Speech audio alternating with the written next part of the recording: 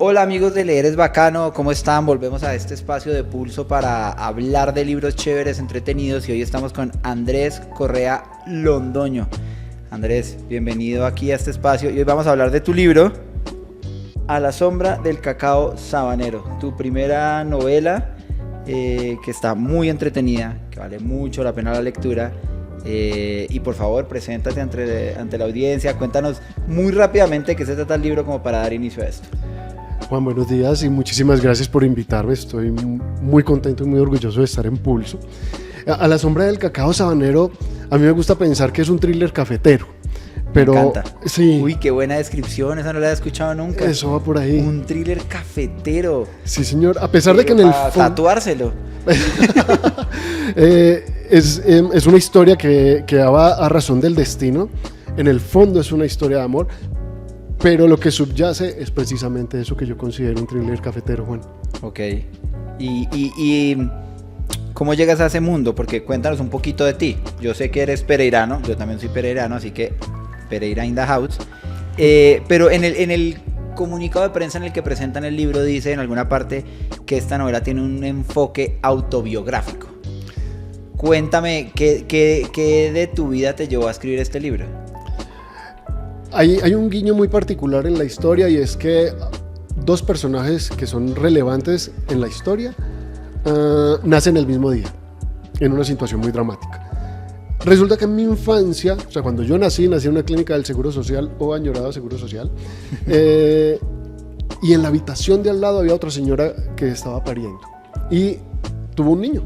Esa señora, por algún azar del destino, recibió unas flores que habían sido enviadas a mi madre y eso se quedó así.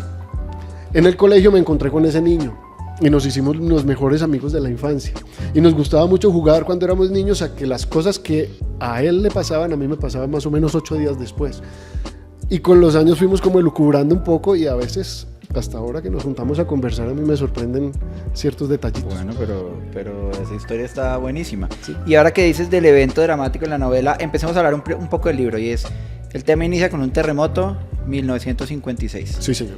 Dos personajes, Candela, Matilde, están dando a luz ahí. ¿Cómo llegas a esa escena? Aunque ya creo que me diste parte de la respuesta, pero ¿cómo llegas a esa escena tan dramática, por así decirlo? Es muy dramática. Básicamente, a mí me inspira esa escena porque recuerdo el temblor de 1979, yo soy del 73, y fue muy impactante. Ese no me tocó a mí. Ese no te tocó a ti, pero seguro te tocó el del 99. Ese sí me tocó. Que fue más salvaje aún. Claro.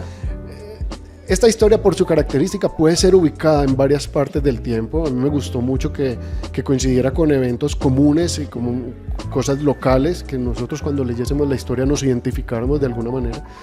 Y encontré en unos fenómenos muy dramáticos como los temblores una excusa muy buena para empezarlo a contar. En el 56 pasó algo muy salvaje en Cali. Explotaron unos camiones que eran del ejército con mucha dinamita y eso fue un desastre. Yo quería vincularlo, pero por necesidad de la historia preferí utilizar un terremoto que pasó allá en el eje cafetero en el 56. Pero me parece que es una escena que lo engancha a uno de primero y ya uno dice, ok, esto va bien, este libro. Sí. Por aquí voy por donde es. Sí, hay un personaje que se llama Jacinta que yo lo adoro. Y en el final del primer capítulo, ahí está el gancho. Ok. Antes de hablar de Jacinta, porque aquí tengo una pregunta de Jacinta, que es esta yerbatera que como que nos va llevando por el hilo de la historia. Hay una escena también de un intercambio de parejas. Oh, sí. Hay una escena en donde Candela y Matilde están en una verbena y deciden: el hombre que tú tienes es el que me gusta a mí, el hombre que tú tienes me gusta a mí, venga, yo me voy al baño, usted cambia, usted coja. ¿De dónde sale esa idea? Porque ahí es digamos que es el momento en el que le da inicio a toda la historia, pero ¿cómo se te ocurre hacer ese cambio? Pues porque quería vincular a alguna motivación para que a dos personas les fueran pasando cosas similares a lo largo de sus vidas. Son como esos puntos de encuentro que para mí hacen relevancia en la historia. El foco de la historia, esta es una novela que yo he escrito con mucho cariño desde un punto muy femenino. Es una historia donde las mujeres tienen mucho poder y los hombres que participan en la historia creo que juegan un rol muy importante en la feminidad en la que se deberían abordar mucho más las relaciones. Hay dos padres, por ejemplo, Didier y Fidel, que afrontan una maternidad compartida entre los dos. Y esa es una reflexión muy interesante, me parece a mí, para que las personas que les guste leer ficción encuentren un momento en el que se paren y digan, esta es otra forma también de hacer. Y ese punto en el eje cafetero, en los años 50, que no es el momento más ni el espacio ni el momento más progresista, ¿cómo llegas a esa idea de unos padres asumiendo maternidades en un espacio altamente machista? La necesidad tiene cara de perro, decía mi papá.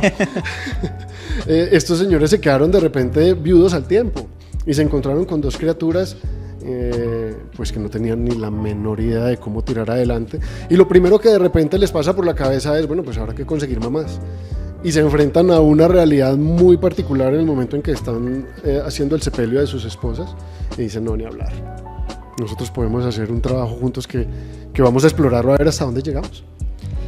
Hablemos un poquito de Jacinta, y hay una frase en el libro que a mí me llama mucho la atención. Hay un momento en el que ella dice, todo esto es mío, todo, incluso sus asquerosas voluntades.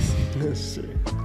Sí. ¿Qué tipo de personaje llega a una frase de esas? Porque es que es una frase, si uno la analiza, es una frase muy fuerte. Es muy poderosa. Es una frase muy poderosa. ¿Cómo llegas a este tipo de personaje que asume este tipo de frases? Jacinta es, para mí, el personaje principal de la historia. Es una mujer muy poderosa, muy entrañable, y desde el primer momento se presenta diciendo, mira, este soy yo.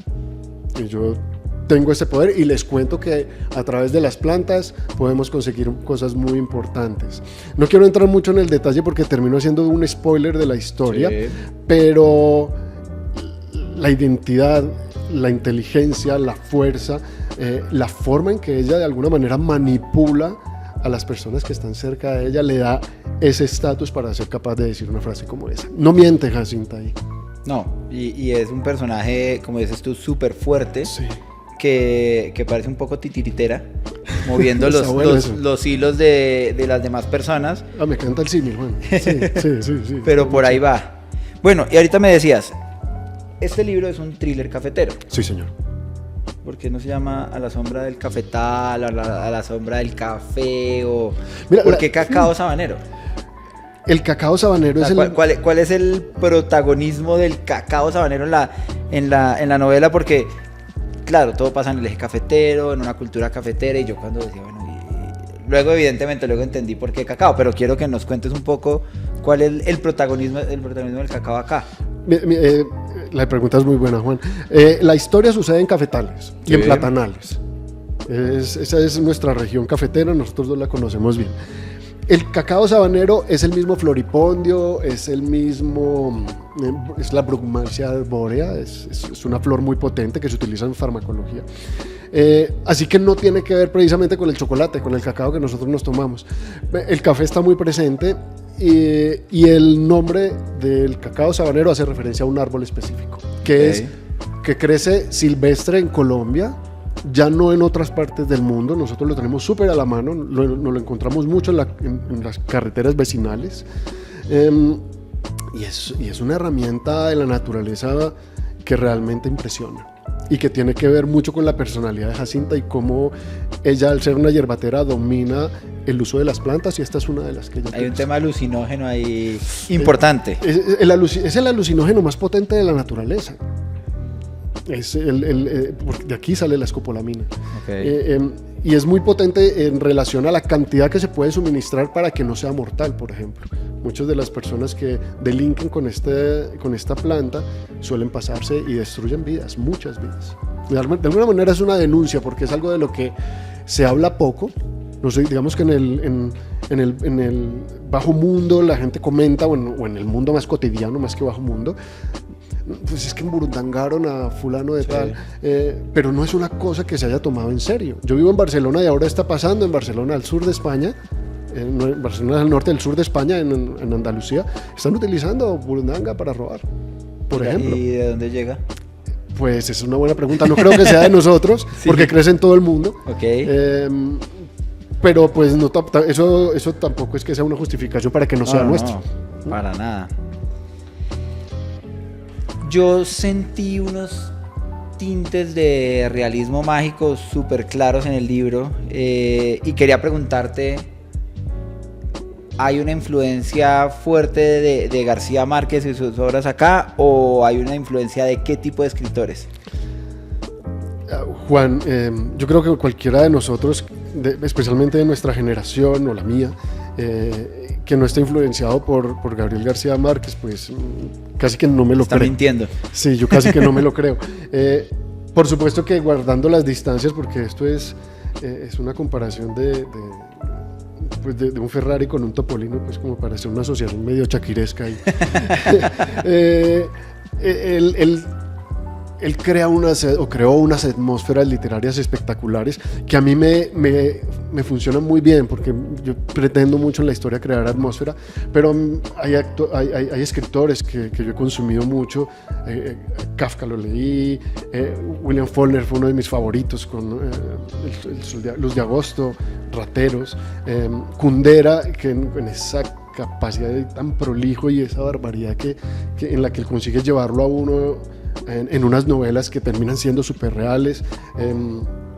Miguel de Unamuno, Humberto Eco, mucha Pero es literatura. que hay insumo para crear momentos mágicos. Sí, señor. Sí, señor. Muchísimos. Sí, señor. Hay un momento que a mí me llamó mucho la atención, y es cuando Jacinta lanza la maldición y dice, a mí me encanta leer las frases sexuales porque es que es como el punto clave de donde sale la vaina.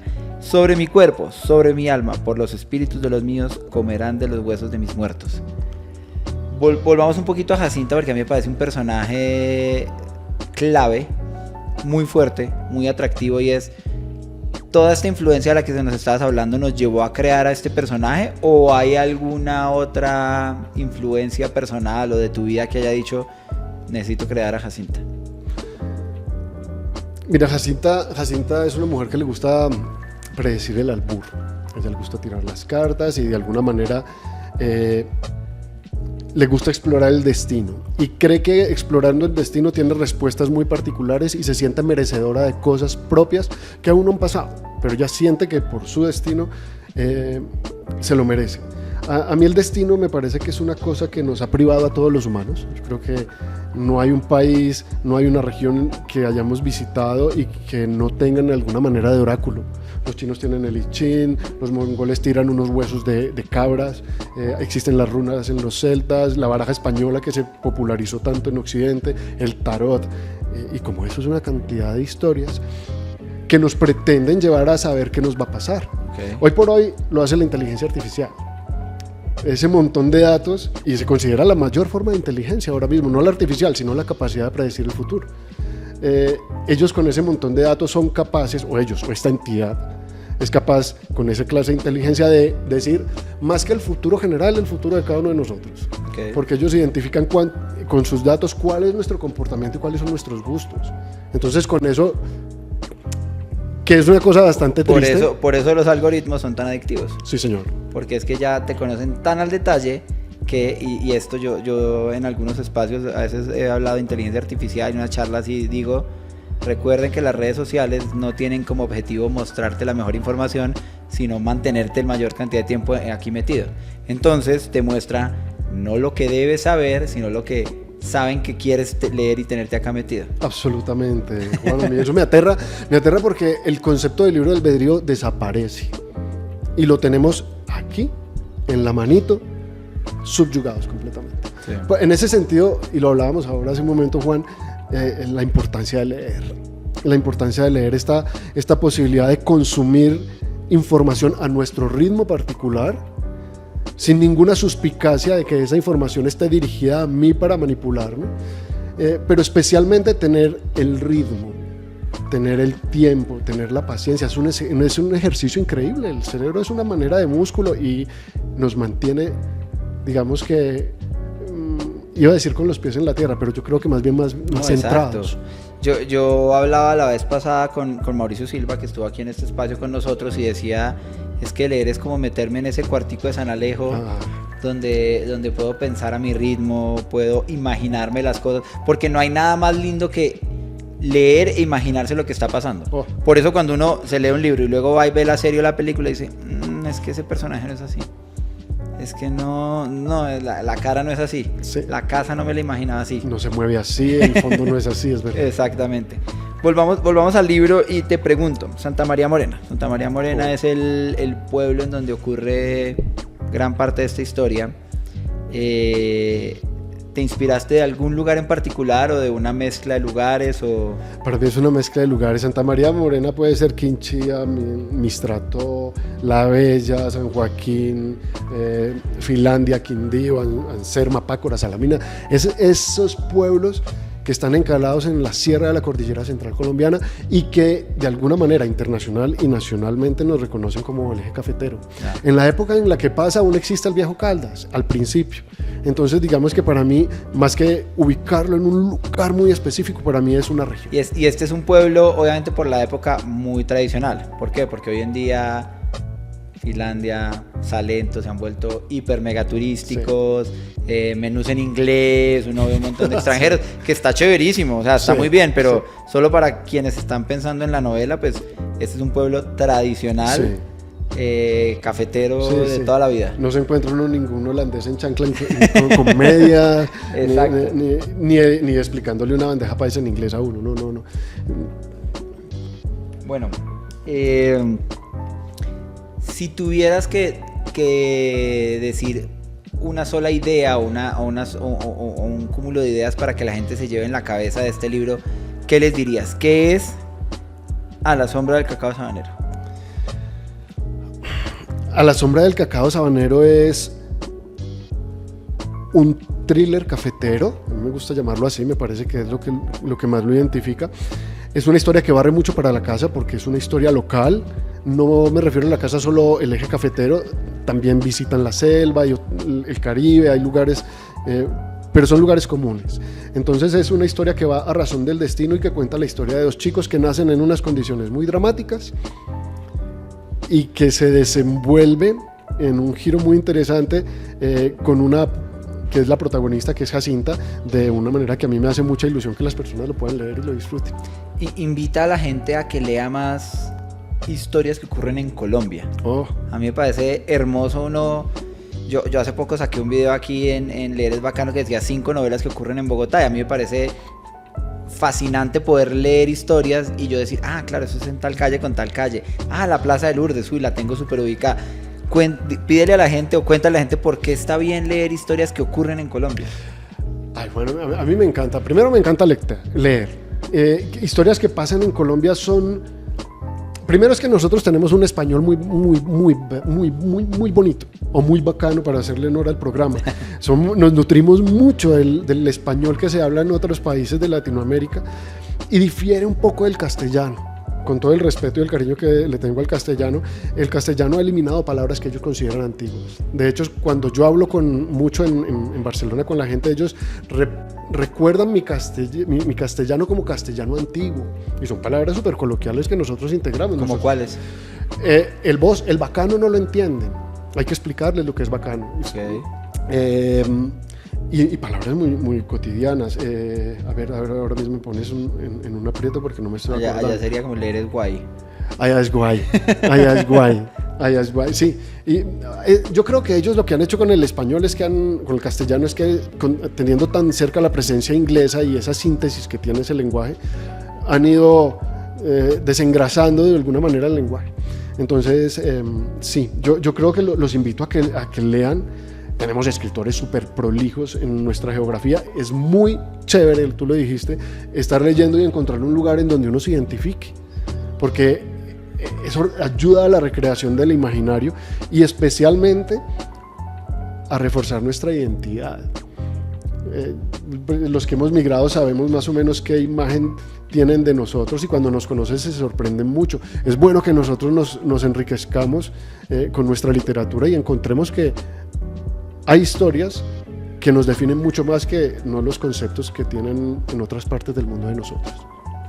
Y para terminar, Andrés, yo le pido a todas las personas que pasan por este sofá lo mismo, y es: yo tengo una lucha este año y es que le quiero quitar esa etiqueta de aburrido, ñoño, ahorita decíamos intelectual, taciturno, boina, pipa, vino caliente, no. Leer es chévere, leer es entretenido, leer es sexy, leer es atractivo, leer es bacano. Cuéntale a la gente por qué leer es bacano. Leer es una arepa, hermano. Leer nos da la posibilidad de consumir información a nuestro ritmo particular.